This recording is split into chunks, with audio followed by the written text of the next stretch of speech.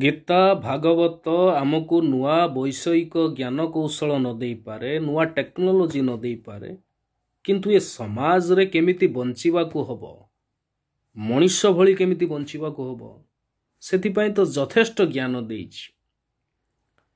ତାହେଲେ ବିଜେପିର ଆଇଟି ସେଲ୍ରେ ଥିବା ସେଇ ସଦସ୍ୟମାନେ, ସେଇ କଟ୍ଟର ହିନ୍ଦୁମାନେ ସବୁବେଳେ ହିନ୍ଦୁତ୍ୱକୁ ନେଇକି ରାଜନୀତି କରିବା ଏବଂ ହିନ୍ଦୁତ୍ୱକୁ ନେଇକି ପାର୍ଟି କରୁଥିବା ଲୋକମାନେ, ସେମାନେ କ'ଣ ଏଇ ଗୀତା ଆଉ ଭାଗବତରୁ କିଛି ଜ୍ଞାନ ନେଇନାହାନ୍ତି? ଯେ ମଣିଷକୁ କେମିତି ଏ ସମାଜରେ ବଞ୍ଚିବାକୁ ପଡ଼ିବ ତାର ନଲେଜ କ'ଣ ନେଇନାହାନ୍ତି?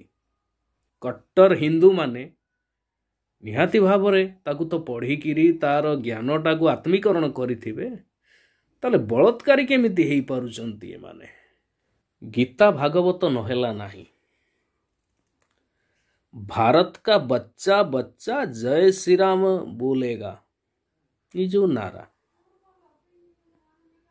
नारा दौथुवा लोक बलात्कार केमती करि परिबो? कारण बीजेपी रो आईटी सेल थिबा सदस्य सेमानकर जय श्री राम नारा तो प्रथम ध्वनि। कारण श्रीराम को बिना बीजेपी के राजनीति की उल्लैनी कि उल्लै पारिबनी। तेणु गोटाए मात्र ट्रम्प कार्ड हूँ जय श्रीराम। ताल जय श्रीराम नारा दौथिबा लोक कौन बलात्कारी होई पारे?